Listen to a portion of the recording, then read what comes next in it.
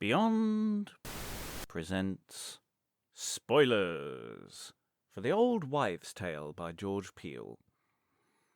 Today we're looking at the play The Old Wives' Tale in detail, following are some introductory notes intercut with a rough mix of our recording of the play produced at the White Bear Theatre as part of our 2023 Revels season. There will be a better final cut, which will follow this release.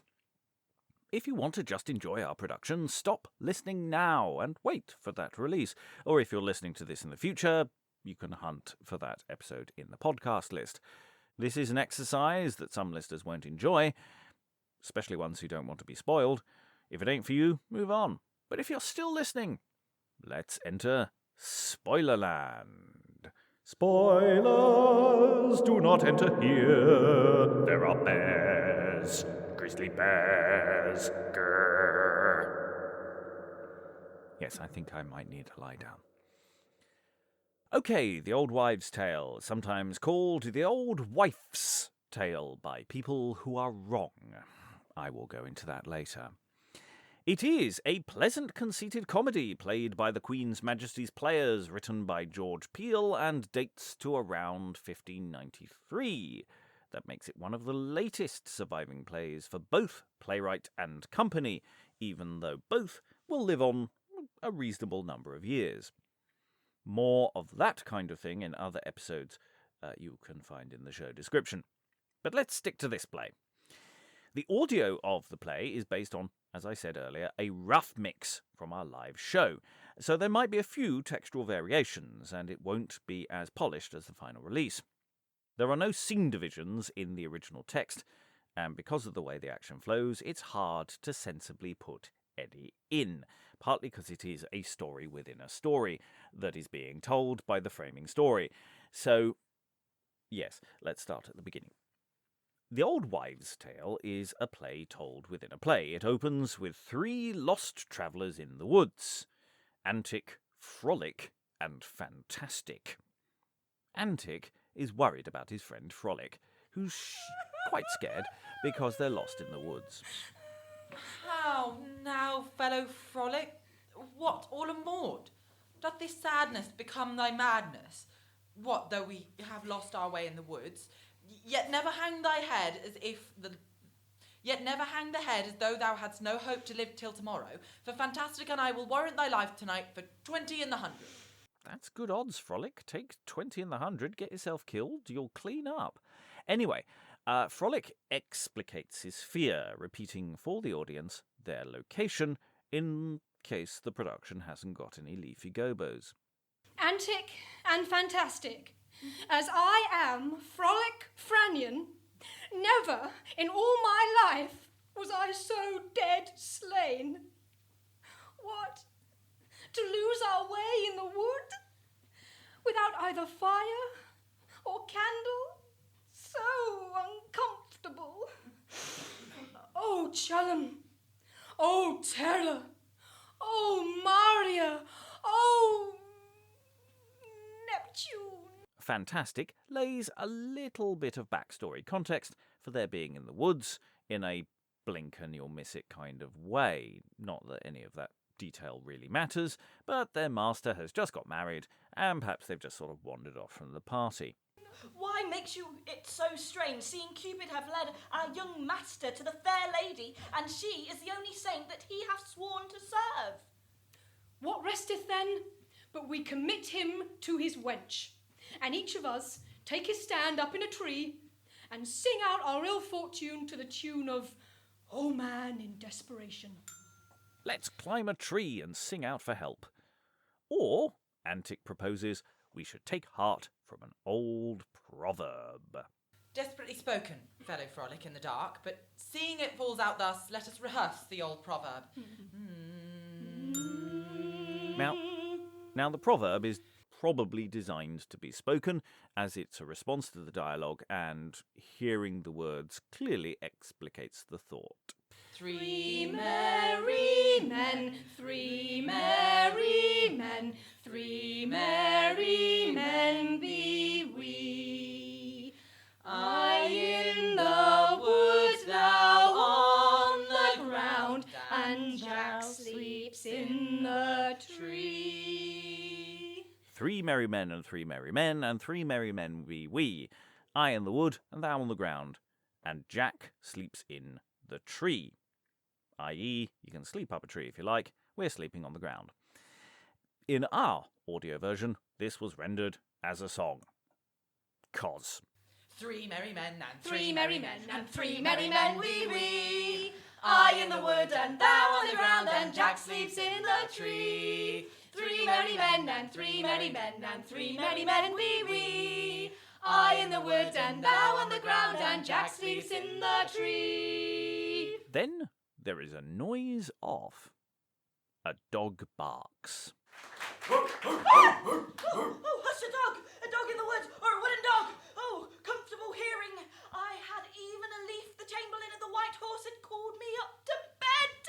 Either hath this trotting cur gone out of his circuit, or else are we near some village, which should not be far off, for I perceive the glimmering of a glowworm, a candle, or a cat's eye. My life for a halfpenny. There's a really interesting quality to this dialogue, because it's both crammed full of blunt exposition, as well as being quite shifty in how it's phrased. But they heard a dog, and they can see a candle or a cat's eye. The description of a small flame as a winking cat's eye goes back to Beware the Cat and Gamma Gurton's Needle, and is clearly a commonplace. Anyway, enter the wonderfully named Clunch, a smith, with a lantern and candle, and presumably his dog. Now, how you do the dog is up to you. Live animals are a logistical and legal minefield, but, you do you. There's also a potential to play with the audience expectations here. The 3 travellers lost in fear, seeing the light. Who are you? High tension. In the name of my own father, be thou ox or ass that appearest, tell us what thou art. Immediately undercut by the reality of the person they have met. He's Clunch. What am I? Why, I am Clunch the Smith. What are you? And what make you in my territories at this time of night? What do we make, dost thou ask? Why, we make faces for fear, such as if thy mortal eyes could behold, would make thee water the long seams of thy side slops, Smith. And, in faith, sir, unless your hospitality do relieve us, we are like to wander with a sorrowful hey-ho among the owlets and hobgoblins of the forest. Good Vulcan, for Cupid's sake that hath cozened us all, befriend us as thou mayst, and command us howsoever, wheresoever, whensoever, in whatsoever, for ever and ever. After that very florid and very enjoyable description of making faces for fear, and that they are lost, again a potential moment of comedy, as he rather thuddingly realises that. Well, masters, it seems to me you've lost your way in the wood. In consideration whereof, if you will go with Clunch to his cottage, you shall have house room and a good fire to sit by, although we have no bedding to put you in. Oh, blessed Smith, oh, bountiful Clunch. For your further entertainment, it shall be as it may be so and so. And hark, this is Bull, my dog, that bids you all welcome in his own language. So yes, the dog again barking. Could just be off stage, but could be whatever you wish. Someone dressed up as a dog. Go on, give it a go. It'll be a laugh. It's asking to be done. Now, here we have an on-stage shift in location. They cross a described, not necessarily actual, threshold, a door being opened. Whether you are literal about this or more playful, that's up to you. It could be that Madge's house is a specific area of the stage with its own architecture, because she will remain on stage throughout the rest of the action of the play, depending on how you decide to double it.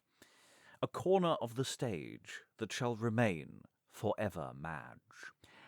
But the fluidity of the action of the play will create possible headaches, but mostly offer the stager opportunities.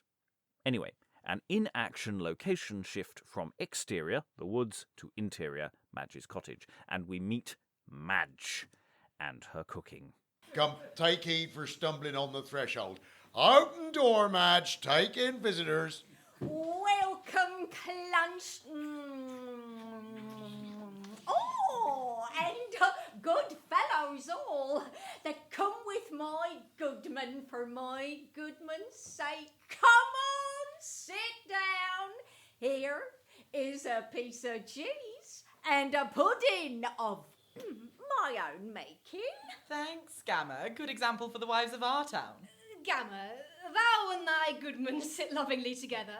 We come to chat and not to eat. Well, masters, if you will eat nothing, take away. Alas, he is not ordering a takeout, unless you wanted to deliberately misunderstand the text, which might be fun. Again, there is a potential gag to be played throughout this mini-scene where Madge delivers the most appalling food for the company, and in my mind it's a cannonball-type pudding that lands with a thunk on the plate, smashing it in two. But, each to their own. It could be delicious, but they don't eat it. And it feels like there's a centre of gravity towards that. But again, this is a text for comedy, so don't be afraid to hunt opportunities even in unlikely places. Dinner dispensed with, Clunch has some thoughts. Come, what do we to pass away the time? Lay a crab in the fire to roast for lamb's wool. What? Shall we have a game at trump or rough to drive away the time? How say you? This Smith leads a life as merry as a king with Madge his wife. Politely changing the suggestions for pastimes, they suggest a song. And this time, this is definitely a song, one that the company can sing in parts. Sirrah Frolic, I am sure thou art not without some round or other, no doubt, but Clunch can bear his part. Else think you me ill brought up, so set to it when you will. When as the rye reached to the chin, And chop cherry right within. Strawberries swimming in the cream and schoolboys playing in the stream. then oh, my true love said, till that time come again. She could not live a maid. Then oh, then my true love said, till that time come again. She could not live a maid. Hey! And it's a lovely moment. A bit saucy, bit suggestive, and also with harmony, or disharmony, depending on the kind of joke that you want to play with the text. So here, among the jokes and the songs, 5 strangers have come together in the woods. The situation, and more importantly perhaps, the mood, has been set. If you haven't got the audience on side yet, you might struggle, but if you've got them to like this merry band, a few titters along the way, then you're well set for the rest of the play. Singing done, what next? How about a story? Madge must have loads. This sport does well, but methinks, Gamma, a merry winter's tale would drive away the time trimly. Come, I'm sure you are not without a score. In faith, Gamma, a tale of an hour long were as good as an hour's sleep. Look you, Gamma, of the giant and the king's daughter, and I know not what. I have seen the day when I was a little one. You might have drawn me a mile after you with such a discourse. All 3 have pushed for a story. Well, since you be so importunate, my goodman shall fill the pot and get him to bed. Now, they that ply their work must keep good hours. One of you, go lie with him. He is a clean-skinned man, I tell you, without either spavin or windgall. So I am content to drive away the time with an old wives' winter's tale. No better hay in Devonshire. Oh, my word, Gamma, I'll be one of your audience. And I another. That's flat. Then I must abide with the goodman. Fun an ox, Gamma. Good night, Frolic. Come on, my lad, thou shalt take thy unnatural rest with me. Exeunt Antic and the Smith, which suggests that maybe Clunch and Antic are going to have a lovely time together. Just a brief side note. So, the play was generally known as the Old Wives' Tale, VES apostrophe, until someone thought it made more sense to Wife's Tale, FE apostrophe S. That is an old wife telling a story. There are two reasons why this is bad. One, Old Wife's Tale is slightly harder to say. It's like you need to do a three-point turn mid-sentence.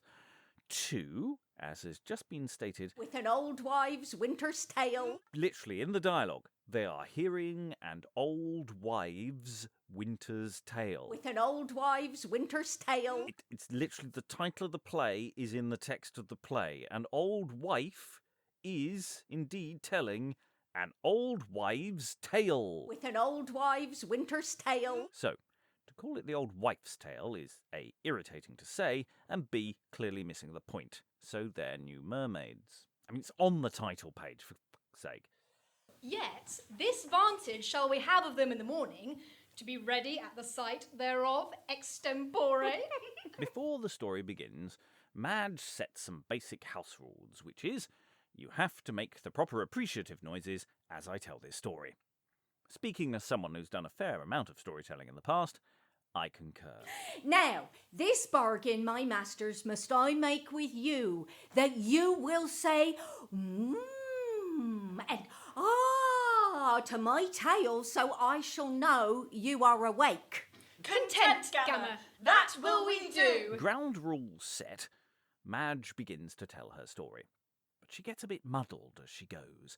The kind of details it's easy to forget when recalling a story. Once upon a time, there was a king, or a lord, or a duke, and he had a fair daughter. The fairest that ever was, as white as snow and as red as blood. And once upon a time, his daughter was stolen away. And he sent all his men out to seek his daughter, and he sent so long that he sent all his men out of his lane. At this point, the audience starts asking questions about this slightly shaky bit of world building, and Madge has a response for that. Who dressed his dinner, then? Nay, either hear my tale or kiss my tale. Well said, Gamma. On with your tail, Gamma. Audience suitably chastened, the story is told, except that Madge suddenly remembers a rather important bit of the plot she'd forgotten. Oh, Lord, I quite forgot. There was a conjurer. And this conjurer could do anything. And he turned himself into a great dragon. And carried the king's daughter away in his mouth to a castle that he made of stone. And there he kept her I know not how long, till at last all the king's men went out so long that her two brothers went to seek her. Oh, I forget that I would say, turned a proper young man to a bear at night, and a man in the day, and keeps by across the parts 3 several ways. And he made his lady run mad. God's me bones! Who comes here? God's me bones indeed, for here enters the two brothers. The story has come to life in the telling, which is why this is such a fun play. Which returns me also to the question of staging. How you shape the staging is important, as from this point onwards the story has come to life, and Madge, Frolic and Fantastic are only occasional interlocutors, though in theory they are watching throughout.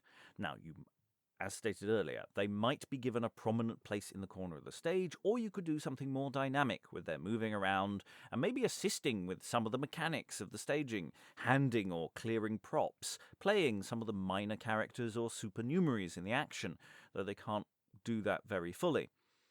Also, as the settings for each scene fly by, the locus of the action might need some set or properties to appear and disappear effectively mid-flow. Like the storytelling, this could be chaotic, as that would add to the sense of a show half-remembered, semi-improvised on the spot. Of course, you would have to rigorously drill that business for timing, so your appearance of semi-improvised would, of course, be unbelievably choreographed. But a simpler vision with Madge et al. In, say, a discreet upstage corner would be perfectly reasonable. Anyway, the story has come to life. The two brothers, as mentioned by Madge, searching for their enchanted sister, stolen away by magical forces. These two brothers have come on stage, and they will speak in verse. Gods me bones! Who comes here? Soft, Gamma. Here some come to tell your tale for you. Let them alone. Let us hear what they will say. Upon these chalky cliffs of Albion, we are arrived now with tedious toil, and compassing the wide world round about, to seek our sister, seek fair Delia forth. Yet cannot we so much as hear of her. Oh, fortune cruel, cruel and unkind. Unkind in that we cannot find our sister hapless in her cruel chance. Soft, what have we here? Enter Senex, or the old man Erestus, at the cross, stooping to gather. So maybe there is a literal cross brought on at some point, in ideally a sort of slightly Amdram kind of way. If this is maybe Erestus, the old man, enters carrying his own scenery. But anyway, the old man is at the crossroads, and Madge has told us that this guy turns into a bear. So remember that. Now, Father, God be your speed. What do you gather there? Hips and haws and sticks and straws and things that I gather on the ground, my son. Hips and haws and sticks and straws. Why, is that all your food, Father? Yea, son. Father, here's an alms penny for me. And if I speed in that I go for, I will give thee as good a gown of grey as ever thou didst wear. And Father, here is another alms penny for me. And if I speed in my journey, I will give thee a palmer's staff of ivory and a scallop shell of beaten gold. Was she fair? Aye, the fairest for white and the purest for red, as the blood of the deer or the driven snow. Then hark well and mark well my old spell.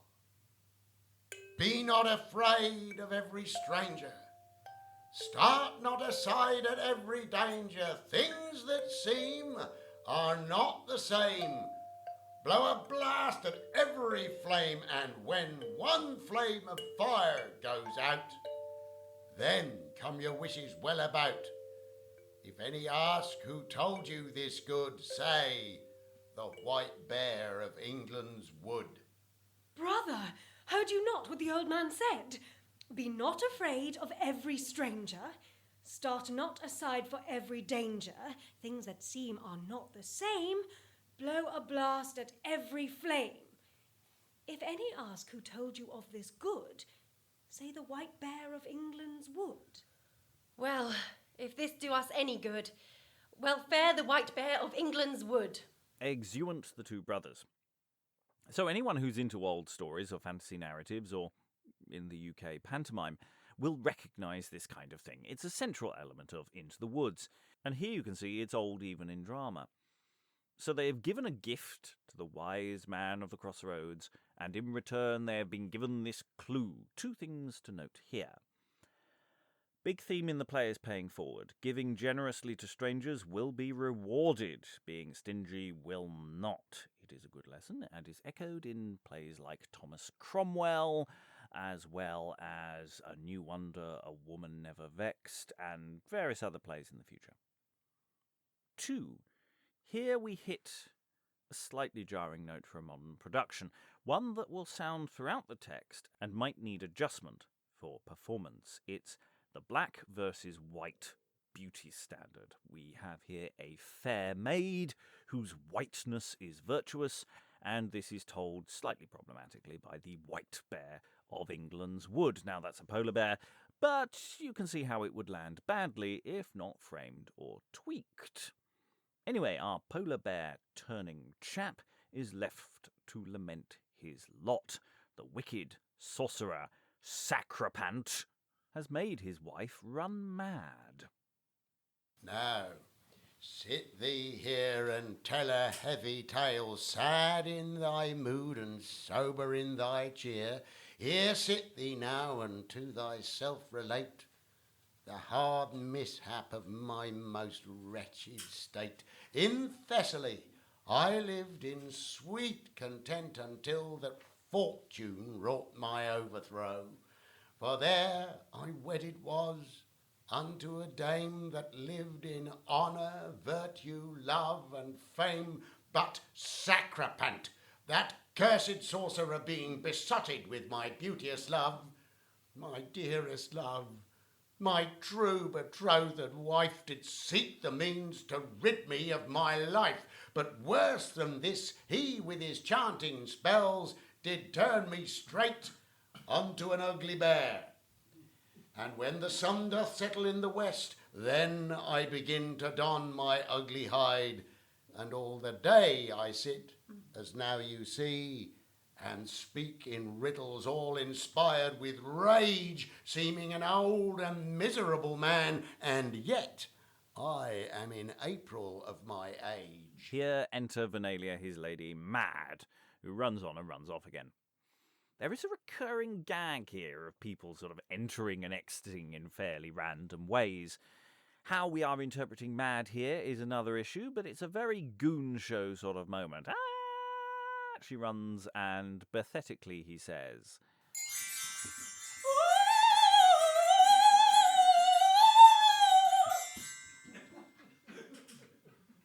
See, where Vernalia, my betrothed love, runs madding, all enraged about the woods. All by his cursed and enchanting spells. No time to linger on this subplot. Enter Lampriscus with a pot of honey. Now, Erestus the bear dude helpfully explicates who this guy is, and like the brothers, this new character is going to pay ahead for some good to come from the white bear, although unlike the brothers, he will do so in prose. But here comes Lampriscus, my discontented neighbour. How now, neighbour, you look towards the ground as well as I, you muse on something. Neighbour, on nothing but the matter I so often move to you. If you do anything for charity, help me. If for neighbourhood or brotherhood, help me. Never was one so cumbered as is poor Lampriscus. And, to begin, I pray, receive this pot of honey to mend your fare. Thanks, neighbour, set it down. Honey is always welcome to the bear. And now, neighbour, let me hear the cause of your coming. Time for a little story, which is a little misogynistic, but there is a playfulness to what the play is doing, so we will circle back to such issues anon. Basically, he is setting up the appearance later of his two daughters, who inherited different traits from his two wives. I am, as you know, neighbour, a man unmarried, and lived so unquietly with my two wives that I keep every year holy the day wherein I buried them both. The first was on St. Andrew's Day, the other on St. Luke's. And now, neighbour, you of this country say your custom's out. But on with your tale, neighbour. By my first wife, whose tongue wearied me alive and sounded in my ears like the clapper of a great bell, whose talk was a continual torment to all that dwelt by her, or lived nigh her, you have heard me say I had a handsome daughter. True, neighbour. She it is that afflicts me with her continual clamours, and hangs on me like a burr. Poor she is, and proud she is, as poor as a sheep new shorn, and as proud of her hopes as a peacock of her tail well grown. Well said, Lampriscus, you speak it like an Englishman. As cursed as a wasp, and as fluid as a child you taken from the mother's teat. She is, to my age, as smoke to the eyes, or as vinegar to the teeth. Holily praised, neighbour. As much for the next. By my other wife I had a daughter so hard-favoured, so foul and ill-faced, that I think a grove full of golden trees and the leaves of rubies and diamonds would not be a dowry answerable to her deformity. Now, aside from the misogyny, which we'll come to later, we might be drifting into the other side of the beauty standard. Again, we will put a pin in these issues till later, when it will be a bit easier to unpack. Having heard of these two wenches, Erestus urges his neighbour to head off to a well, which is presumably a magic well, which will create some interesting staging issues later. Well, neighbour, now you have spoken, hear me speak. Send them to the well for the water of life. There shall they find their fortunes unlooked for. Neighbour, farewell. Farewell, and 1,000. And now goes poor Lampriscus to put in execution this excellent counsel. With the stage now clear, the framing device pop up to remind us of the setup. Now they're asking questions of Madge, the kind of questions an audience might be asking, like, so, is that the guy you mentioned at the top of the story? Why? This goes round without a fiddling stick. But do you hear, Gamma? Was this the man that was a bear in the night and a man in the day? Oi, this is he, and this man that came to him was a beggar and dwelt upon a green. And then random shit happens. Yes, with the inevitability of the Fraser Hayes 4, here comes some singing harvestmen. Why? Because. Oh, but soft. Who comes here? Oh, these are the harvest men. 10 to 1, they sing a song of mowing.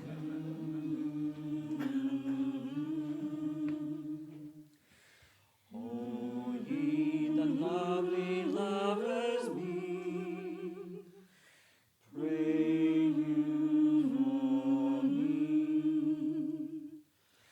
Lo, here we come a-sowing, and sow sweet fruits of love in your sweet hearts. Well may it prove. O ye that lovely lovers be, pray you for me. Lo, here we come a-sowing,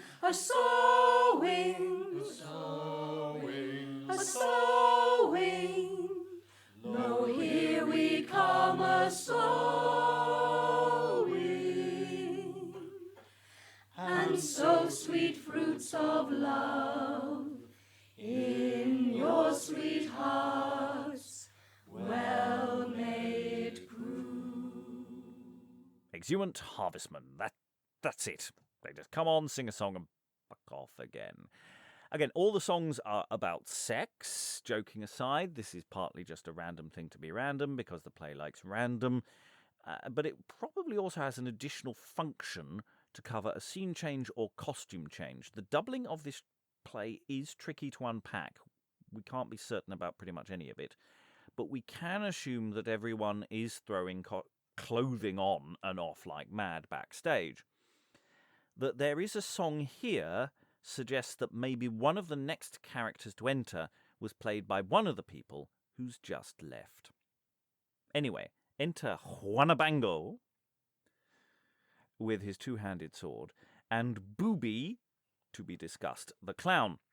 There are some issues with the name of Booby the clown, not least that you can spell his name with an old-school calculator turned upside down, but we'll again come to that textual issue later on. But for now, they enter as marked by the viewers at home. Gamma, what is he? Oh, this is one that is going to the conjurer. Let him alone. Hear what he says. And boy, does Huanebango have a lot to say. Most of it delightful nonsense. Now, by Mars and Mercury, Jupiter, and Janus, Sol and Saturnus, Venus and Vesta, Pallas and Proserpina, and by the honor of my house, Polymacre Placidus. It is a wonder to see what this love will make a silly fellows adventure, even in the wane of their wits and infancy of their discretion. Alas, good friend, what fortune calls thee forth to seek thy fortune among brazen gates, enchanted towers, fire and brimstone, thunder and lightning? Ah, beauty, I tell thee, is peerless, and she precious whom thou affectest, Erestus. Do off these desires, good countrymen, good friend, run away from thyself, and, so soon as thou canst, forget her, whom none must inherit, but he that can monsters tame, labours achieve, riddles absolve, loose enchantments, murder magic, and kill conjuring, and that is the great and mighty Huanebango. Follow that. The braggart soldier thrown into the world of fantasy. No one can compete with the self-proclaimed fabulousness of Huanebango. What a guy. His servant and general comic undercutter is Booby, who is not above the hunt for a fair maid, and to rescue damsels from conjurers when required. Hark you, sir, hark you! First, no, I have here the flirting feather and have given the parish the long start for the long stock. Now, sir, if it be no more than running through a little lightning and thunder and riddle me, what's this? I'll have the wench from the conjurer if he were 10 conjurers. Oh, I have abandoned the court and honourable company to do my devoir against this sore sorcerer and mighty magician. If this lady be so fair as she is said to be, she is mine. She is mine! Meus mea meum incontentum omnium grammaticorum. O falsum latinium, the fair maid is mineum. Cum appurtenantibus jubiletis and all. It's a nice Latin gag there. You don't need to know Latin to get the joke. And the double act is interestingly played. Booby is puncturing the ridiculousness of Huanebango, but he's also competing with him a bit too. I mean, he's setting up, pushing Huanebango to be more OTT, feeding him cues. If she be mine, as I assure myself the heavens will do somewhat to reward my worthiness, she shall be allied to none of the meanest gods, but be invested in the most famous stock of Huanebango. Polymacre Placidus, my grandfather. Pergopolinio, my father. My mother, Dionora de Sardinia, famously descended. Do you hear it, sir? Had you not a cousin that was called Gustus Erestus? Indeed, I had a cousin that sometime followed the court, unfortunately, and his name, Gustus Erestus. Oh, Lord, I know him well. He is the knight of the Needs feet. Ah, he loved no capon better. He hath oftentimes deceived his boy of his dinner. That was his fault. Good Gustus Erestus. Come, shall we go along? That's enough set-piecing. Let's get on with the plot. Erestus returns, possibly carrying his Crossroads sign on with him again. I mean, he might never really have exited, but it's always a bit difficult to tell, as everyone must enter this narrative via the wise man in the woods, so of course they must now talk to him. Pointers in the direction of the quest, old man. Soft, here is a man at the cross. Let us ask him the way thither. Oh, you gaffer, I pray you, tell where the wise man, the conjurer, dwells. Where that earthly goddess keepeth her abode, the commander of my thoughts and fair mistress of my heart. Fair enough and far enough from thy fingering, son. I will follow my fortune after my own fancy, and do according to my own discretion. Yet give something to an old man before you go. Oh, father, methinks a piece of this cake might serve your turn. Yea, son. Huanebango giveth no cake for alms. Ask of them that give gifts for poor beggars. Fair lady, if thou wert once shrined in this bosom, I would buckler thee.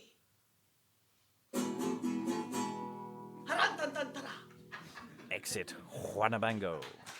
Without paying the old man even a cake, this is possibly a fatal error. Booby, however, doesn't make the same mistake, though it doesn't necessarily save him from problems further down the line either. Father, do you see this man? You little think he'll run a mile or two for such a cake, or pass for a pudding. I tell you, Father, he has kept such a begging of me for a piece of this cake. Woo! He comes upon me with a superfantial substance and the voicing of the earth that I know not what he means. If he came to me thus and said, my friend Booby, or so, why, I could spare him a piece with all my heart. But when he tells me of how God had been trying to be above all other fellows with the cake, why, he makes me go blind and deaf at once. Yet, Father, here is a piece of cake for you, as hard as the word goes. Thanks, son. But list to me. He shall be deaf when thou shalt not see. Farewell, my son, things may so hit. Thou mayst have wealth to mend thy wit. Farewell, Father, farewell. For I must haste after my two-hand sword that has gone before. Exeunt with some misgivings as to where this story is going. Huanebango to be deaf and Booby to be blind. So much for giving a cake. A new scene begins. I think we can confidently call this actually a new scene. Enter Sacrapant in his study. Sacrapant is the wicked conjurer, boo, hiss, who confirms who he is in the narrative, as the old wife said at the beginning of her old wives' tale. He turned himself into a dragon and stole the king's daughter. The day is clear, the welkin bright and grey, the lark is merry and records her notes. Each thing rejoiceth underneath the sky, but only I, whom heaven hath in hate, wretched and miserable Sacrapant. In Thessaly was I born and brought up. My mother, Merwayhite, a famous witch, and by her cunning I of her did learn to change and alter shapes of mortal men. There did I turn myself into a dragon, and stole away the daughter to the king, fair Delia, the mistress of my heart, and brought her hither to revive the man that seemeth young and pleasant to behold, and yet is aged, crooked, weak, and numb. Thus, by enchanting spells, I do deceive those that behold and look upon my face. But well may I bid youthful years adieu. He also mentions just then that he appears young, but is actually aged. It's all a front. More on this later, as enter Delia with a pot in her hand. Delia is at some point supposed to have forgotten all about her past, but regardless, she's clearly not all that into Sacrapant, so maybe Sacrapant doesn't actually have the power to make her like him, but certainly has the power to control her in various ways. Anyway, this is more to cue a magical sequence, playing up to a few national stereotypes. See where she comes, from whence my sorrows grow. How now, fair Delia? Where have you been? At the foot of the rock of the running water, and gathering roots for your dinner, sir. Oh, Delia, fairer art thou than the running water, yet harder far than steel or adamant. Will it please you to sit down, sir? Aye, Delia, sit, and ask me what thou wilt. Thou shalt have it brought into thy lap. Then, I pray you, sir, let me have the best meat from the King of England's table, and the best wine in all of France, brought in by the veriest knave in all of Spain. An Englishman, a Frenchman, and a Spaniard all walk into a joke format. Delia, I am glad to see you so pleasant. Well, sit thee down. Spread, table, spread. Meat, drink, and bread. Ever may I have what I ever crave when I am spread. Meat for my black cock, and meat for my red. Here, Delia, will you fall to? Is this the best meat in all England? Yea. What is it? A chine of English beef, meat for a king and a king's followers. Is this the best wine in all of France? Yea. What wine is it? A cup of neat wine of Orleans that never came near the brewers in England. Is this the veriest knave in all Spain? Yea. What is he? A friar? Yea.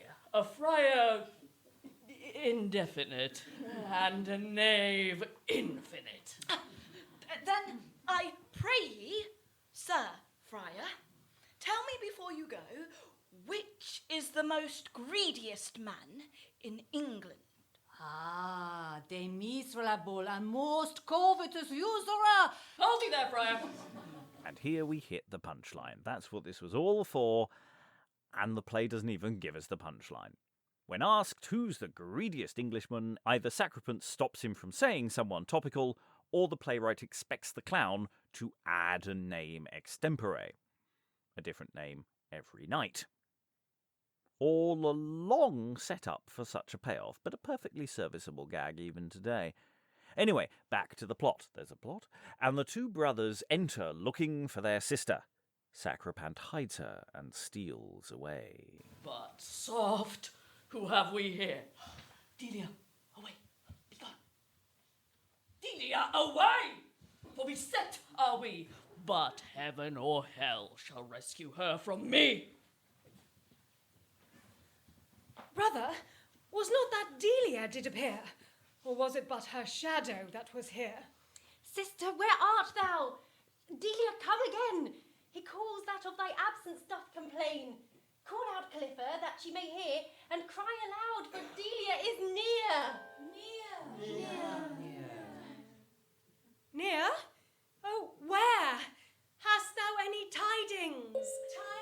Tidings. Which way is Delia then? Or that, or this?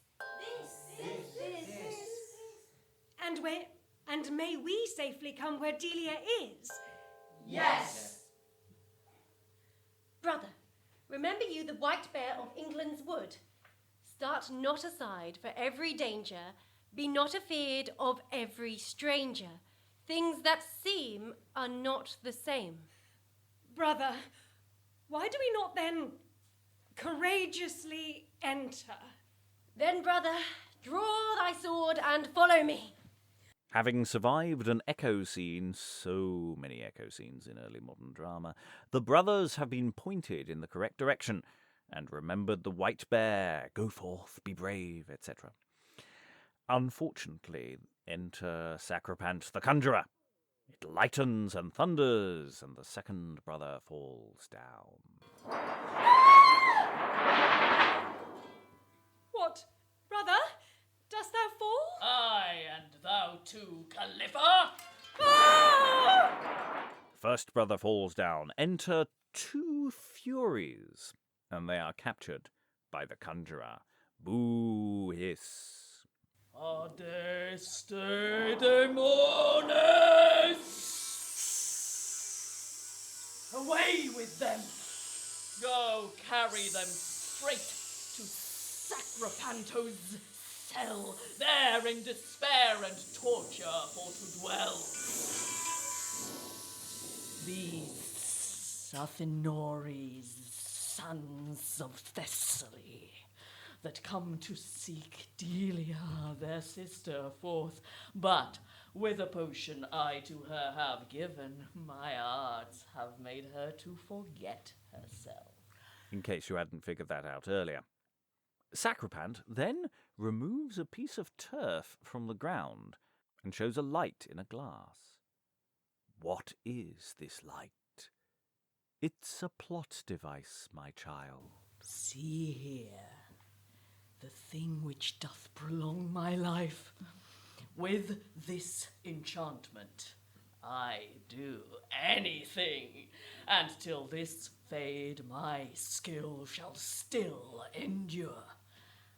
And never none shall break this little glass, but she that's neither wife, widow, nor maid.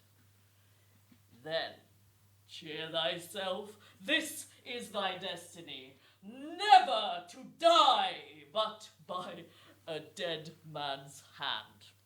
Exit Sacrapant, having stated his fatal flaw to the audience. I'm sure we will wait a long time in the narrative for a dead man to show up, or in the next scene. Probably in the next scene. But before we get to the dead man who definitely won't kill Sacrapant, enter Eumenides, the wandering knight, and Erestus, the old man at the cross.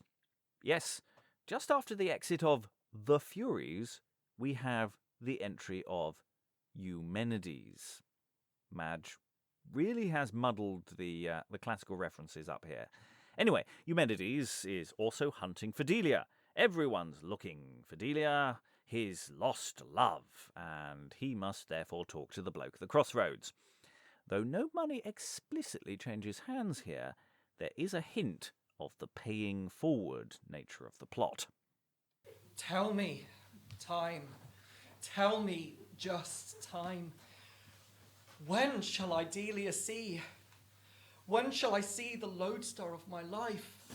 When shall my wandering course end with her sight, or I but view my hope, my heart's delight? Father, Godspeed. If you tell fortunes, I pray, good father, tell me mine. Son, I do see in thy face thy blessed fortune work apace. I do perceive that thou hast wit. Beg of thy fate to govern it, for wisdom governed by advice makes many fortunate and wise. Bestow thy alms, give more than all, till dead men's bones come at thy call. Farewell, my son. Dream of no rest till thou repent that thou didst best. Exit old man once again. A dead man might be important here. And also give away all your cash. Pay it forward. Eumenides muses on this, then has a nap. This man hath left me in a labyrinth. He biddeth me give more than all, till dead men's bones come at thy call. He biddeth me dream of no rest till I repent that I do best. Eumenides lies down and sleeps. Meanwhile, a local dispute enters the stage. Enter Wiggen, Corebus, Churchwarden, and Sexton. The nature of their dispute is that someone needs to be buried, but hasn't the means to pay for the cost. His mates complain to the Jobsworths, the Churchwarden and the Sexton, that they haven't done right by their friend. You may be ashamed, you horse and scold Sexton and Churchwarden, if you had any shame in those shameless faces of yours, to let a poor man lie so long above ground unburied. A rot on you all that have no more compassion of a good fellow when he's gone. What? Would you have us to bury him and to answer it ourselves to the parish? Parish? Me no parishes. Pay me my fees. And let the rest run on in the quarters accounts and put it down for one of your good deeds, God's name. For I am not one that curiously stands upon merit. Yow, a horse and sodded headed sheep's face! Shall a good fellow do less service and more honest state to the parish, and will you not, when he is dead, let him have a Christmas burial? Peace, Corebus. As sure as Jack was Jack, the Frolic's friending amongst you, and I, Wiggen, his sweet sworn brother. Jack shall have his funerals, or some of them shall lie on God's dear earth for it, that's once. Wiggen, I hope thou wilt do no more than thou darest answer. Sir, dare or dare not, more or less, answer or not answer, do this or have this. Wiggen sets upon the parish with a pike staff. That could be a stage direction, or it could be dialogue. So Sexton could go, help, help, help, Wiggen sets upon the parish with a pike staff. So it could act as dialogue. In fact, it increasingly feels to me like it actually is dialogue. That's how it's actually originally marked in the script. Some versions turn it into a stage direction. And that's quite annoying, as we didn't record it as such. Especially as this was an audio recording, and that would have worked really well if we just used it as dialogue. Anyway, these arguments about who to pay for the burial of Jack and the fight that ensues wakes Eumenides, who steps into the affray. And yes, you've guessed it. He's the one to pay, after much discussion of the worth of Jack's character. Hold thy hands, good fellow. Can you blame him, sir, if he take Jack's part against this shape-rotten parish and will not bury Jack? Why, what was that, Jack? Who, Jack, sir? Who, our Jack, sir? As good a fellow as ever trod upon neat's leather. And look you, sir, he gave 19 mourning gowns to the parish when he died, and because it wouldn't make them up to a full 100, they wouldn't bury him. Now, was this not good dealing? Oh, Lord, sir, how he lies! He was not worth a halfpenny, and drunk out every penny, and now his fellows, his drunken companions, would have us to bury him at the charge of the parish. And we make many such matches. We may pull down the steeple, sell the bells, and touch the chancel. He shall lie above ground till he dance the gullyard about the churchyard for Stephen Loach. Stick argumentaris domine loach, and we may make many such matches. We may pull down the steeple, sell the bells, and thatch the chancel. In good time, sir, and hang yourself in the bell ropes when you've done. Domine opponens praepono tibi hanc questionem. Whether you will have the ground broken or your pates broken first, for one of them shall be done presently, and to begin mine, I'll seal it upon your coxcomb. Hold thy hands, I pray thee, good fellow, be not too hasty. Yeah, capon's face! We shall have you turned out of the parish one of these days and never a tatter to your arse, and then you're in worth taking than Jack. Faith, and he is bad enough. This fellow does but the part of a friend to seek to bury his friend. How much will bury him? Faith, about some 15 or 16 shillings will bestow him honestly. Even thereabouts, sir. Here, hold it then. And I've left me but one poor 3 halfpence. Now do I remember the words the old man spake at the cross. Bestow all thou hast, and this is all, till dead men's bones come at thy call. Here, hold it. And so, farewell. God and all good be with you, sir. Nay, cormorants, I'll bestow one Peele of Jack at mine own proper costs and charges. Yeah, may thank God the long staff and the bill by blade cross, not your coxcomb. Well, we'll do the church style and have a pot, and so, Trillion. Come, let's go. Exeunt. Now, before we dispense with this scene, which is a fun little scene, lots of action, nice little bit of sort of local politics and who pays for this stuff. But just a quick note here about the name of one of the speakers, who is named here Corebus. Now, in the text as printed, this is the same name as Huanebango's man, that we have made sure is called throughout Booby. Huanebango's man is called Booby at one point in the text, but is also called Corebus in the text. Now, it might be that the two characters just have the same name. And that, to avoid confusion, he just has a little nickname, maybe, Booby. It could be that the two parts were played by the same actor, and as such it got a little muddled when the script was written out in parts, or some sort of basic textual error. So Huanebango's man is renamed Booby in some editions throughout, though it possibly isn't his actual name, and we follow that logic, as it's hard enough to follow who is who as it is, and this is an audio production. So we have Booby as Huanebango's man, and Corebus is Corebus, the chap fighting over the grave. Anyway, after a bit of editorialising from Madge and co., we have another random return of the harvesters, this time with some women.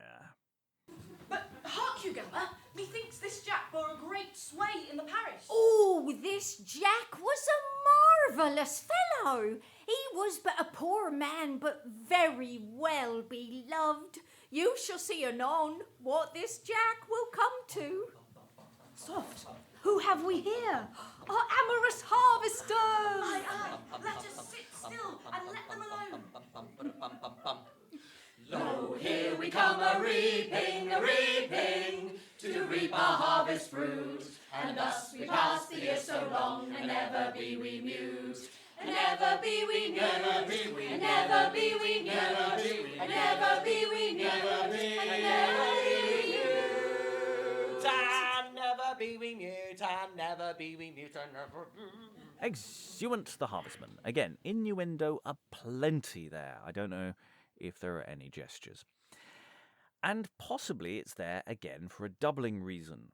Perhaps to give a bit more time for the actor playing Corebus to change into Booby, who will enter in a moment. Both comedy characters, and as I say, if that is a sort of transcription error, that the two parts have got confused in the mind of because it's played by the same actor, that might explain it. Anyway, it's possibly that's the reason why all this is happening. But before the entrance of Booby, we have the entrance of Huanebango. Soft, who have we here? Oh, this is a choleric gentleman. All you that love your lives, keep out of the smell of his two-handed sword. Now goes he to the conjurer. Methinks the conjurer should put the fool into a juggling box. Free, far, fun. Here comes the Englishman. Conquer him that can. Come for his lady bright, to prove himself a knight and win her love in fight. Enter Booby the clown, who is a lot less gung-ho about facing off with a conjurer. But Huanebango is not interested. Ho-ha, Master Bango, are you here? You'd best sit down here and beg an alms with me. Hence, base Cullen, here's he that commandeth egress and egress with his weapon, and will enter at his voluntary, whosoever saith no. No! Oh, says a big voice, and with a flame of fire, down goes Huanebango. The action here is all on top of itself, but basically Huanebango goes to the conjurer's lair, and with a big shout, flames, etc., he is struck down and then dragged away by furies. The same then happens to Booby, who follows him. Huanebango is in that moment struck deaf, and Booby struck blind. Remember to pay your local bear. Some dialogue has been moved around for clarity of action in this little sequence, and it might sound a little choppy with stuff that we added for the audio.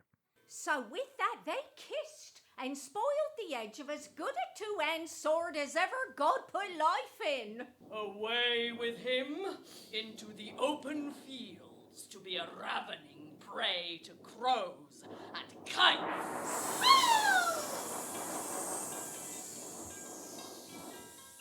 Now goes Booby in spite of the conjurer. And for this villain, let him wander up and down in a naught but darkness and eternal night!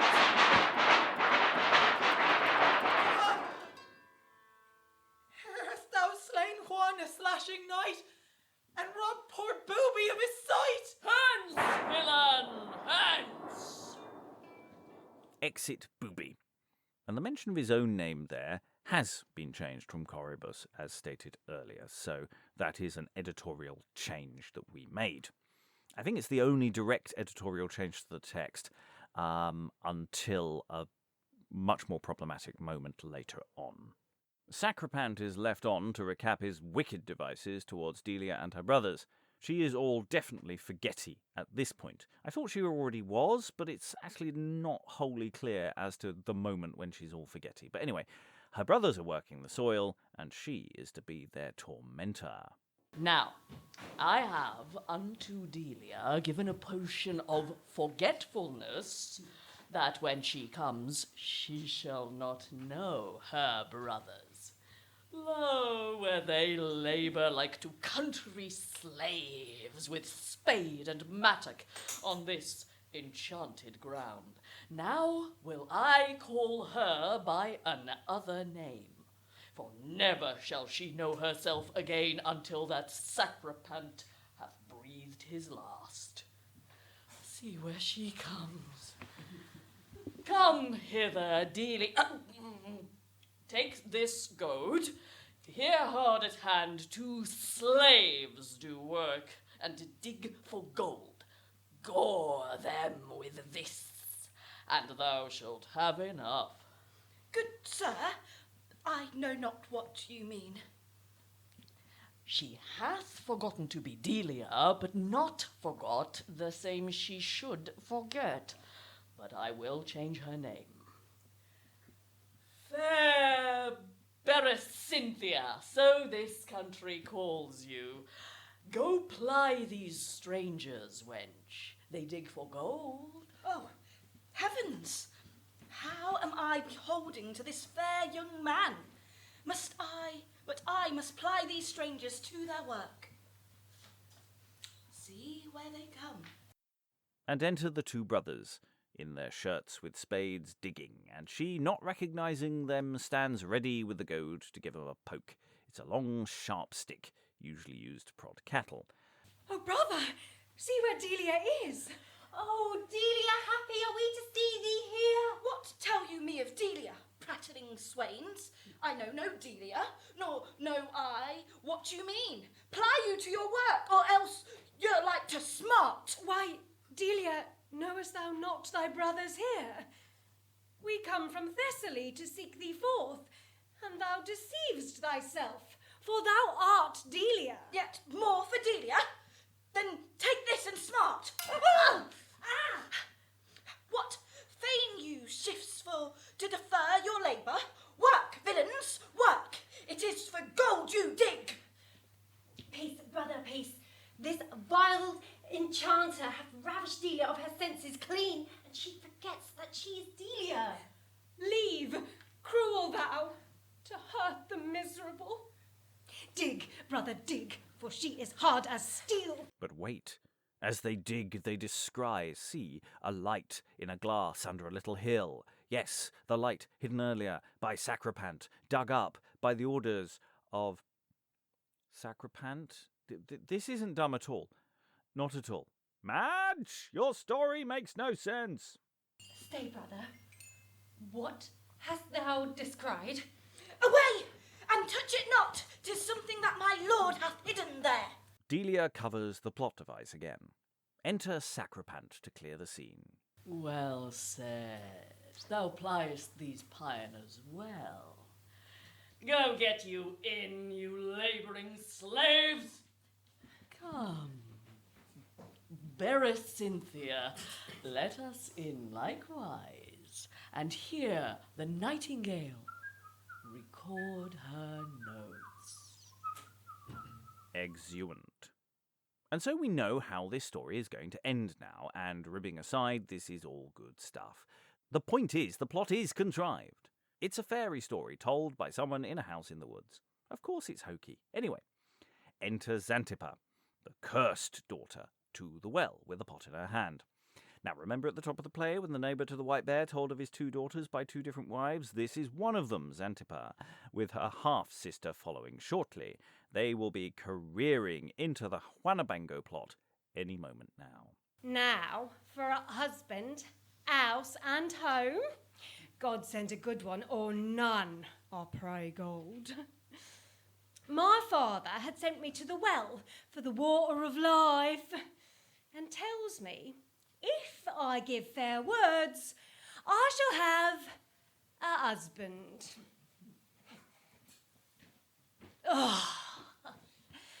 But here comes Salanta, my sweet sister. I'll stand by and hear what she says. My father has sent me to the well for water, and he tells me if I speak fair, I shall have a husband and none the worst. Well, I'm sure all the world will not forsake me. Marry up with a murren. I know wherefore thou speakest that, but go thy way home as wise as thou camest, or I'll set thee home with a wannion. I think this be the cursedest queen in the world. You see what she is, a little fair, but as proud as the devil, and the veriest vixen that lives upon God's earth. Well, I'll let her alone and go home and get another pitcher. And for all this, get me to the well for water. Exit Salanta. So we've met the two sisters, and here we enter the most problematic sequence of the play. First off, we have a slightly racialised concept of their relative beauty, a fair, pale wench and a foul, darker wench.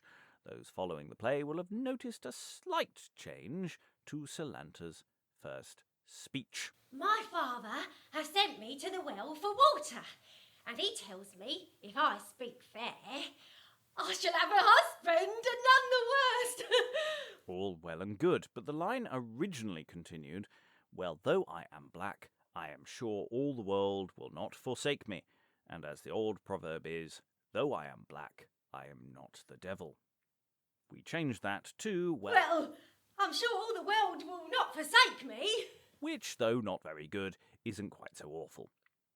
Now, we can argue as much as we like about the degrees of meaning in a phrase like that in the early modern period, as to how weighted the line might be, how we're talking about servants who might be covered in dirt or have dark hair or eyes or etc.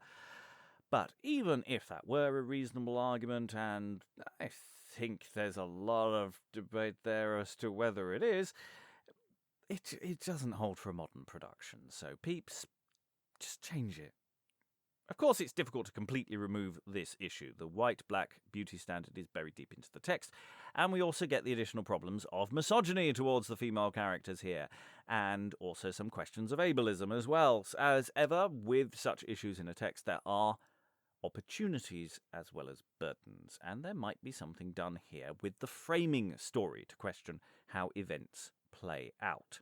Now, our aim for an initial run like this is to be largely faithful to the text, with only minimal changes when things go a bit too far. So, you, however, might go further. A future production we do might go further. But at this stage, that's as far as we've got. At this point, enter two Furies out of the Conjurer's cell, and lays Huanebango by the Well of Life. Enter Zantippa with a pitcher to the well. So, back to practical matters. There's a Well of Life. Does it enter now, or when the two sisters first appear? The Furies are functioning as set dressers, bringing in Huanebango, so why not the well as well? The Furies or other figures, like the Harvestman, feel like opportunities for set-dressing action throughout the play. If you've got a Fury, you might as well use them to carry some stuff on. Once again for a husband, and in faith, Salanta, I have got the start of you. Be like husbands grow by the well side. Now, my father says I must rule my tongue. Why, alas, what am I then? A woman without a tongue is like a soldier without his weapon. But I'll have my water and be gone. Here she offers to dip her pitcher in, and a head speaks in the well. So, it's a head in a well. How big is this head? Is it along the same lines as a certain brazen head of other plays? Or it could just be a normal-sized head of an actor, but, oh, I'd hope not. I mean, there's lots of fun here to be had with big talking props. Gently dip, but not too deep, for fear you make the golden beard to weep. Fair maiden, white and red, stroke me smooth and comb my head, and thou shalt have some cockle bread. What is this? Fair maiden, white and red, comb me smooth and stroke my head, and thou shalt have some cockle bread. Cockle, calls thou it, boy? Faith, I'll give you cockle bread. So, stroke the head, and you will get some all bread. I'm not saying that there's any secondary meaning here, but it's a giant penis, isn't it? Anyway, Zantippa is not interested in stroking any heads, and she breaks her pitcher upon the head. That's gotta hurt. Then it thunders and lightens, and Huanebango rises up. So a lot of thunder and lightning effects, and Huanebango trying to woo someone who he can't hear the responses to. Phileridus, Pamphilida, Florida, Flortus. Dub, bounce, quoth the gun, with a sulphurous half snuff. Waked with a wench. Pretty Pete, pretty love, and my sweet pretty Pixney. Just by thy side shall sit surnamed great Huanebango. Safe in my arms will I keep thee, threat Mars, or thunder Olympus. Foe, what a greasy groom have we here. He looks as though he crept out of the backside of the well and speaks like a drum perished in the West End. Oh, that I might, but I may not.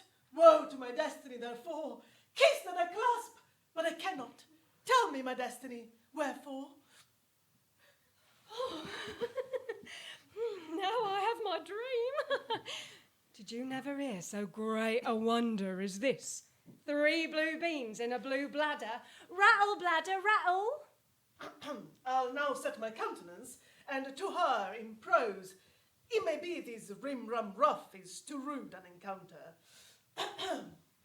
Let me, fair lady, if you be at leisure, revel with your sweetness, and rail upon that cowardly conjurer that hath cast me, or congealed me rather, into an unkind sleep, and polluted my carcass. Laugh, laugh, Zantippa. Thou hast thy fortune, a fool and an husband in one. Truly, sweetheart, as I seem, about some 20 years, the very April of mine age. Why, what a prating arse is this? Her coral lips, her crimson chin, her silver teeth so white within, her golden locks, her rolling eye, her pretty parts, let them go by. Hey-oh, have wounded me, that I must die this day to see. By Gog's bones, thou art a flouting knave. Her coral lips, her crimson chin. Wishaw. True, my own, and my own because mine, and mine because mine. Above £1,000 in possibility, and things fitting neither's eye in possession. The sort of things I ask of his lands. Log be your comfort, and cuckold be your destiny.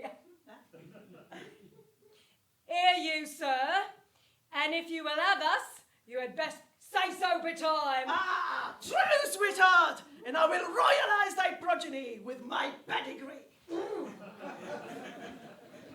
And they exeunt. So, many issues with the action here, as previously mentioned, but let's focus on the misogyny for a moment. It's not the worst example of its kind. It's that she talks too much and has opinions and therefore is a monster, and the joke is he can't hear her, so it's a match made in heaven. And thus they go off kinda in union. At least, to be fair, at least he isn't magically healed or something. I mean, that kinda would be a bit awful. That subplot parked, we return to Eumenides, introduced earlier. Enter Eumenides, the wandering knight. He's lamenting his quest in rhyming couplets, before he encounters a mysterious stranger. Wretched Eumenides, still unfortunate, envied by fortune and forlorn by fate, here pine and die. Wretched Eumenides. Oh. Die in the spring, the April of my age. Here sit thee down, repent what thou hast done. I would to God that it were ne'er begun. You are well overtaken, sir. Who's that? You are heartily well met, sir. Forbear, I say, who is it that pincheth me? Trusting in God, good Master Eumenides, that you are in so good health as all your friends were at the making hereof, God give you good morrow, sir. Lack you not a neat, handsome, and cleanly young lad, about the age of 15 or 16 years, that can run by your horse and, for a need, make your mastership shoes as black as ink? How say you, sir? Alas, pretty lad, I know not how to keep myself, and much less servant. My pretty boy, my state is so bad. Content yourself. You shall not be so ill a master, but I'll be as bad a servant. Tut, sir, I know you, though you know not me. Are you the man, sir, deny it if you can, sir, that came from a strange place in the land of Kataigida, where jackanapes flies with his tail in his mouth to seek out a lady as white as snow and red as blood? Have I touched you now? I think this boy be a spirit. How knowest thou all this? Tut, are you not the man, sir, deny it if you can, sir, that gave all the money you had to the burying of a poor man, and but 1 free halfpence left in your purse? Ah, content you, sir. I'll serve you. That is flat.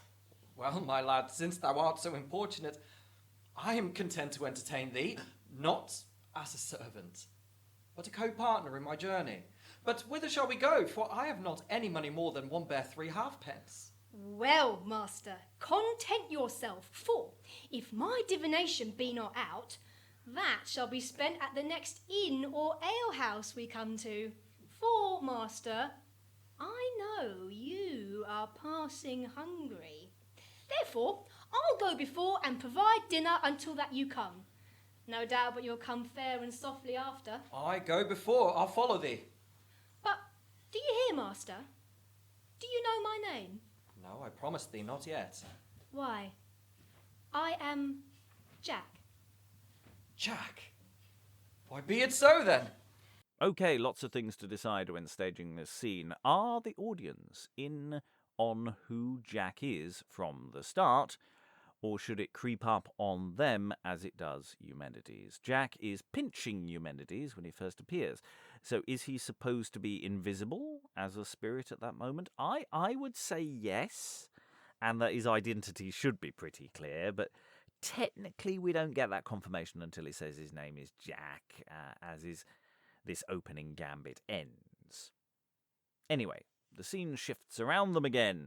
Shiftiness. This play is full of this kind of action. It feels very modern, where people don't exit to enter. The entering happens around them. Very Alice through the looking glass. Enter the hostess and Jack, setting meat on the table, and fiddlers come to play. We couldn't run to fiddlers.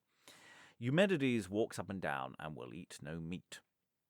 So, we're in a trendy restaurant or similar, and Jack insists on the bill before eating, and Eumenides knows he has no money to pay for it. This is the ultimate bistromatics. How say you, sir? Do you please to sit down? Hostess, I thank you. I've no great stomach. Pray, sir, what is the reason your master is so strange? Does not this meat please him? Yes, hostess. But it is my master's fashion to pay before he eats. Therefore, a reckoning, good hostess. Marry shall you, sir, presently. Why, Jack, what dost thou mean? Thou knowest I have not any money. Therefore, sweet Jack, tell me what shall I do?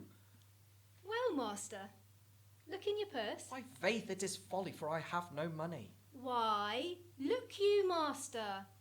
Do so much for me. Alas, Jack, my purse is full of money. Alas, master, does that word belong to this accident? Why, methinks I should have seen you cast away your cloak and in a bravado danced a galliard round about the chamber. Why, master, your man can teach you more wit than this. Come, hostess. Cheer up, my master. You are heartily welcome. And if it please you to eat of a fat capon, a fairer bird, a finer bird, a sweeter bird, a crisper bird, a neater bird, your worship never eat of.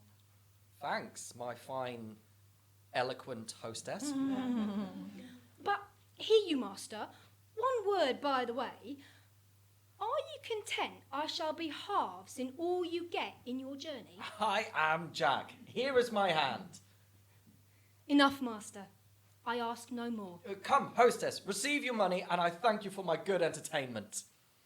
Oh, you are heartily welcome, sir. Come, Jack, whither go we now? Marry, master. To the conjurers presently. Content, Jack. Hostess, farewell. And exeunt. Finally, Eumenides moving towards the conjurer. But here we have the paying everything forward element. He's paid for Jack's funeral, so he gets dinner.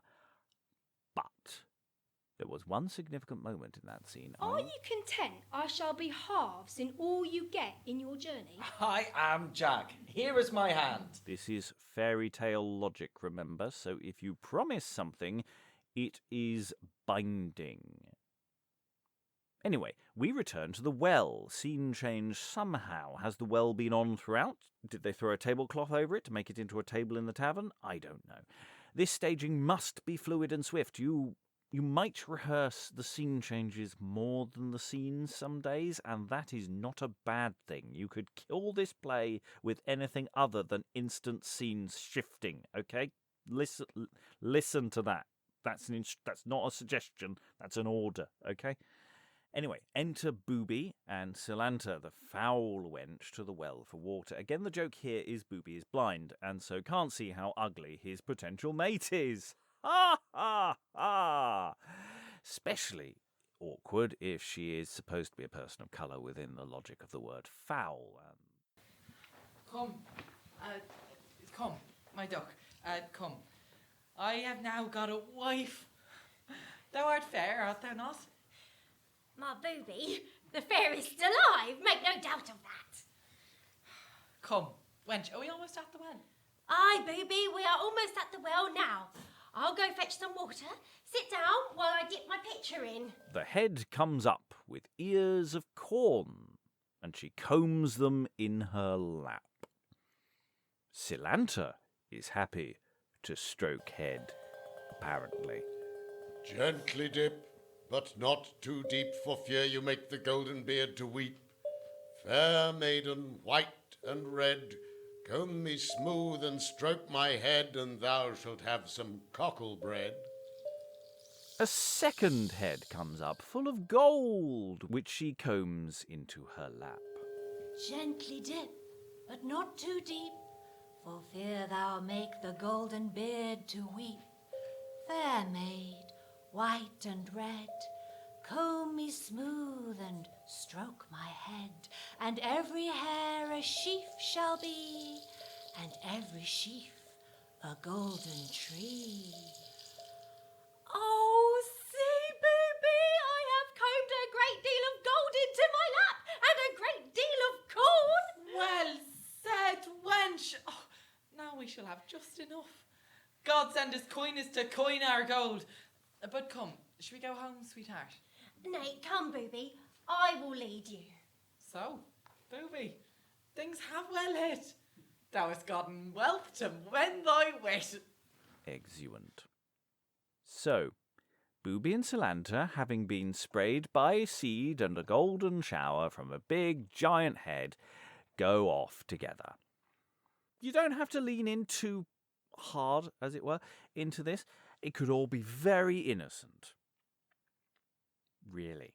Anyway, we're into Endgame, the final showdown for Eumenides to free his sister from the evil conjurer Sacrapant. Enter Jack and Eumenides, the wandering knight. Come away, master. Come. Go along, Jack. I'll follow thee. Jack, they say it is good to go cross-legged and say prayers backwards. How sayest thou? Tut, never fear, master. let me alone. Here sit you still, speak not a word, and, because you shall not be enticed with his enchanting speeches, with this same wool I'll stop your ears. And so, master, sit still, for I must to the conjurer. Having stopped Eumenides' ears with wool, it's very classical this, exit Jack.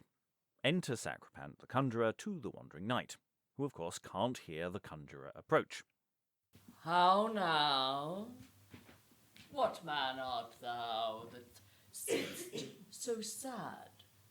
Why dost thou gaze upon these stately trees without the leave and will of Sacrapant?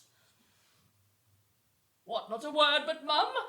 Then, Sacrapant, thou art betrayed. And now comes in the ghost of Jack, invisible, and takes Sacrapant's wreath from off his head and his sword out his hand, because, as stated ages ago, only a dead man can stop the conjurer. Cue, I'm melting, acting. What hand invades the head of Sacrapant? What hateful fury doth envy my happy state? Then, Sacrapant, these are thy latest days. Alas, my veins are numbed, my sinews shrink, my blood is pierced, my breath fleeting away, and now my timeless date is come to end. He in whose life his acts hath been so foul, now in his death to hell descends his soul. He dieth, and Jack has to unplug Eumenides' ears, as our heroic figure has completely missed the dramatic climax of the story. Luckily, he has something left to do, to undo the magic by putting out the conjurer's magic glass. Sir, are you gone? Now I hope we shall have some other coil. Now, master, how like ye this? The conjurer, he is dead, and vows never to trouble us more. Now, get you to your fair lady and see what you can do with her. Alas, he heareth me not all this while, but I will help that. Hello, Jack! What news? Here, master, take this sword and dig with it at the foot of this hill. How now, Jack? What is this? A light in a glass? Master, without this, the conjurer could do nothing. And so long as this light lasts, so long doth his art endure. And, this being out, then doth his art decay. Why then, Jack, I will soon put out this light. Aye, master. How? Why, with a stone I'll break the glass and then I'll blow it out. No, master. You may as soon break the smith's anvil as this little vial, nor the biggest blast that ever Boreas blew cannot blow out this little light. But she that is neither maid, wife, nor widow. Master, wind this horn and see what will happen. So again, apart from some light digging, the heroic figure of Eumenides, the wandering knight, is unable to do anything. Blowing the horn gives horn. Here enters Venalia and breaks the glass and blows out the light and goeth in again. Venalia, remember her, the sight gag from earlier who runs on and off madly? Her, yeah, you're saved by Venalia.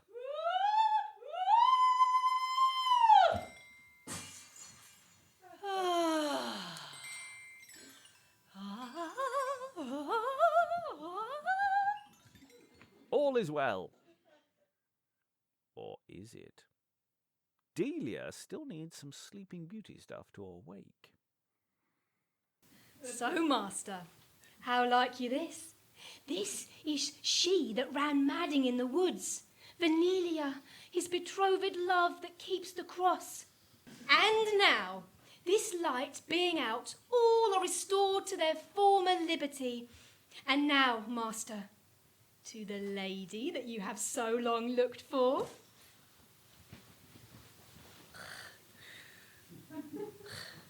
Godspeed, fair maid, sitting alone. There is once. Godspeed, fair maid, sitting alone. There is twice. Godspeed, fair maid, sitting alone. That is thrice. Not so, good sir, for you abide. Enough, master. She hath spoke.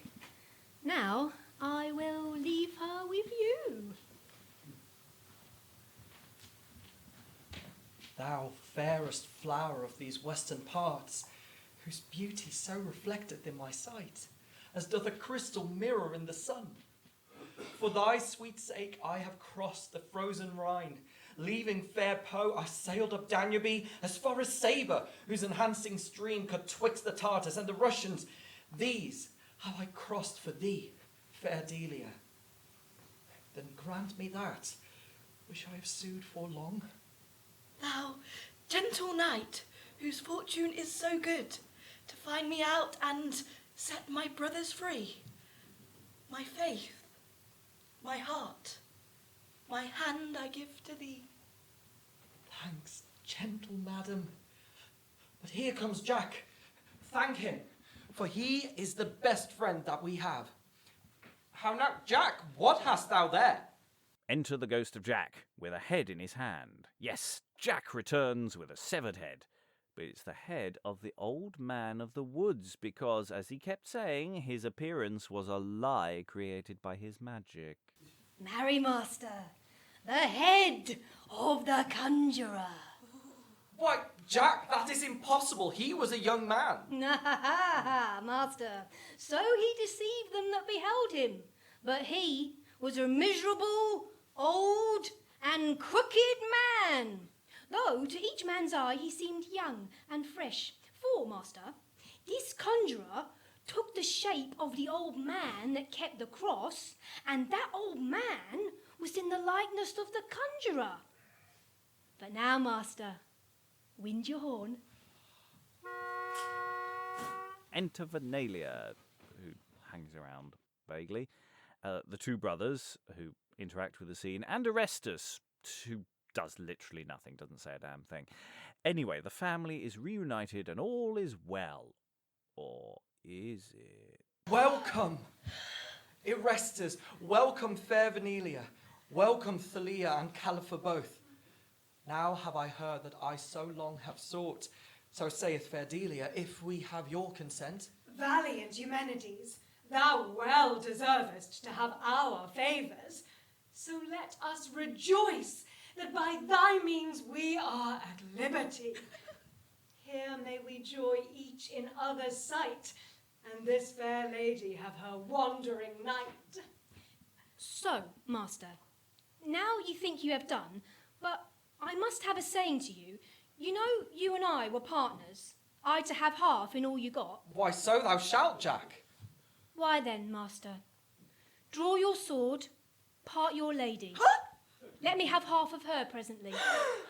Ah, yes, fairy tale logic. Half and half, mate. There's no getting around it.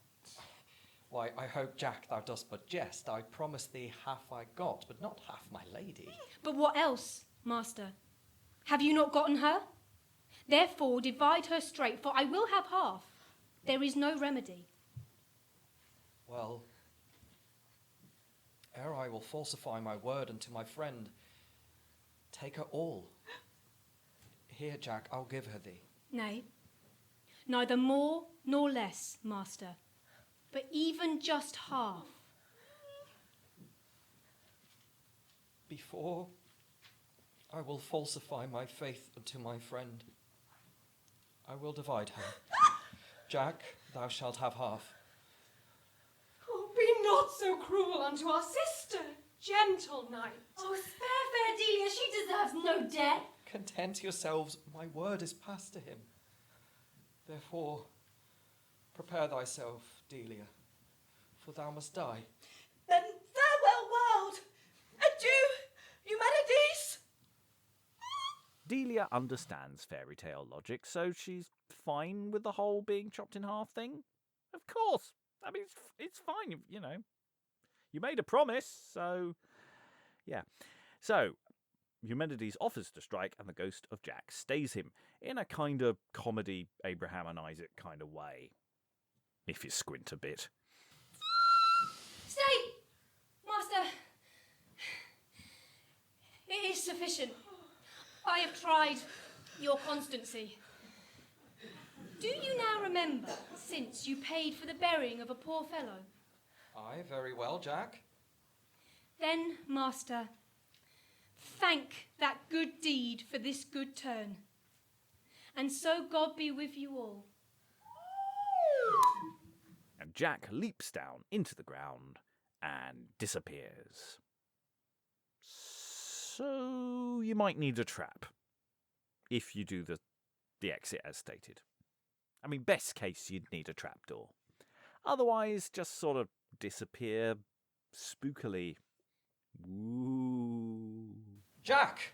What? Art thou gone? Then farewell, Jack. Come, brothers, and my beauteous Delia, Erestus, and thy dear Venelia. We will to Thessaly with joyful hearts. Agreed. We follow thee and Delia. Exeunt all but Frolic, Fantastic, and Madge, and here we return to the framing story. So the story drifts away, and we're left with the storyteller Madge, who's asleep. She literally fell asleep through her own story. So they wake her up and ask for some clarification of some of the plot points. What? Gamma? Asleep? Boy, the mass, son. 'Tis almost day, and my window's shut as the cock's crow. Do you hear, Gamma? Methinks this Jack bore a great sway amongst them. Oh, man, that was the ghost of the poor man that they kept such a coil to bury, and that makes him to help the wandering knights so much. But come, let us in. We will have a cup of ale and a toast this morning, and so depart. Then you have made an end of your tale, Gamma? Yes, faith. And when this was done, I took a piece of bread and cheese and came my way, and so shall you have too, before you go to your breakfast. Exeunt and finis. So, breakfast. This is a deep play with many layers. No, it's not. But it is a very well-structured play. All of the plots, nonsensical as they are largely resolved. All the threads lead somewhere, mixed in with some jokes, some better than others, and set pieces and spectacle, which George Peele knows all about. Like any adaptation of Tolkien, say, there's work to be done with some of the representations, but it's doable, and the framing device of Madge et al. Allows us to add additional commentary as to what these stories are doing. So the issues with the stories are opportunities, not necessarily burdens, and with a short running time, maybe 70 minutes, the play can be added to, and I would definitely add more song, more dancing, and fight scenes. The action must flow, don't let the changing settings stop the action, have people moving set, props, and materials around the action, have someone enact the crossroads if it speeds the flow, though their arms might get tired. And that's it for this spoilers episode. If you have any thoughts about my brief breakdown of the text, or if you have any disagreements with my thoughts, some of this is opinion as well as just straightforward explication, or if I'm in plain error, let me know. I might re-edit based on your thoughts. Or not. I'm really very busy. If you'd like more on this play, there are exploring sessions on the podcast and the YouTube. Links are in the show description. The full cast audio adaptation edit of this will follow soon, so keep an ear out. There will also be a recording of a post-show discussion of the play from the live event with Dr. Annalise Connolly, coming to the podcast after the play drops. The recording used throughout this episode is a live mix of the performed play. It's a rough mix and focuses on the text as writ, so the final release will be cleaner and a more entertaining listen, and will have some additional dialogue to help even out the gaps in the service. In the version used throughout this recording, the cast was as follows. Madge was played by Lynsey Beauchamp. Antic, Booby, Corebus by Kit McGuire. Fantastic and Delia by Sojourner Hazelwood-Connell. Frolic and Jack by Emma Kemp. And Clunch, Erestus, Wiggen by Keith Hill. Alexandra Kataigida was Sacrapant and Sexton. Valentina Vinci, Huanebango. Roel Fox, Eumenides and Harvestmen. Pamela Flanagan, Brother and Zantippa. Blioux, Kirkby, Brother and Salanta. Sarah Blake, Lampriscus, Friar, Churchwarden, Hostess. And other parts were played by members of the company. The music was by Roel Fox, and technical presentation by Robert Crighton. The Old Wives' Tale was directed by Liza Graham and recorded at the White Bear Theatre on Saturday, 16th of December, 2023. This Spoilers episode was hosted and produced by myself, Robert Crighton, for the Beyond podcast. Follow us on Twitter, Facebook or Instagram at Beyond Shakes. Visit our website at beyondshakespeare.org or support our work by becoming a patron at patreon.com/Beyond Shakespeare. Goodbye.